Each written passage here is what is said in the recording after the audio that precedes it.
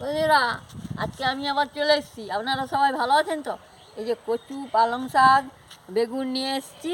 এই যে একটা রান্না বানাবো। চলুন বন্ধুরা, রান্নাঘরে যাওয়া যাক, রান্না শুরু করবো।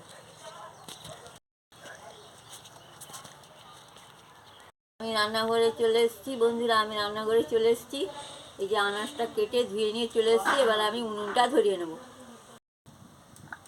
আমি কড়াটা বসিয়ে দিয়েছি, গরম হয়ে গেছে। আমি তেলটা দিয়ে দিচ্ছি।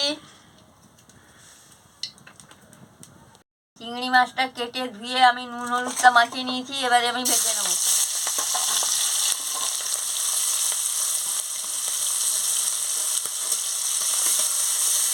আমি চিংড়ি মাছটা হালকা হালকা করে ভেজে নিয়েছি।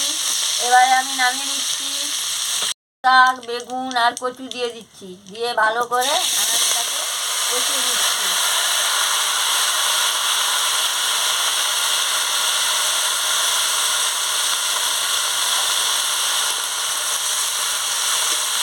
আমি হলুদ দিয়ে দিচ্ছি, নুন দিয়ে ভালো করে আনাজটাকে আমি ভেজে নিচ্ছি। আমি ধনে পাতাটা দিয়ে দিচ্ছি, দিয়ে ভালো করে আনাজগুলোকে ভেজে নিচ্ছি। তার গুঁড়োটাও দিয়ে দিচ্ছি, দিয়ে ভালো করে আনাজটাকে ভেজে নিচ্ছি। ভাজা হয়ে গেছে, এবার পরিমাণ মতন জলটাও দিয়ে দিচ্ছি।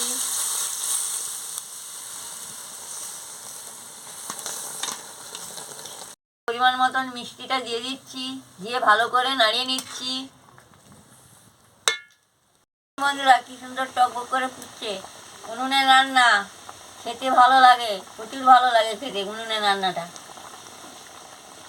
আপনারা যদি উনুনের রান্না খেতে চান, চলে আসুন আমাদের বাড়িতে। আমরা উনুনে রান্না করছি, টাটকা সবজি দিয়ে রান্না করছি। এবার আমি চিংড়ি মাছটা দিয়ে দিচ্ছি, দিয়ে ভালো করে নাড়িয়ে নিচ্ছি।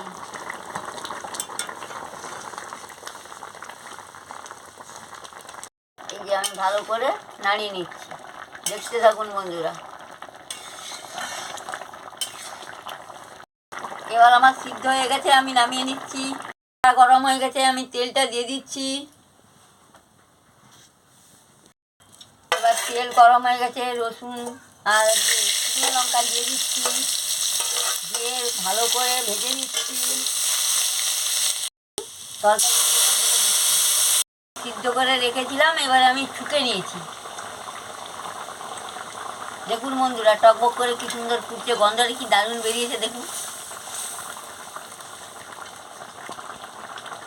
আমার শাশুড়ি এই রান্নাটা করতো, এই জন্য আমার ভালো লাগতো, এই জন্য আমি আজকে এই রান্নাটা করেছি।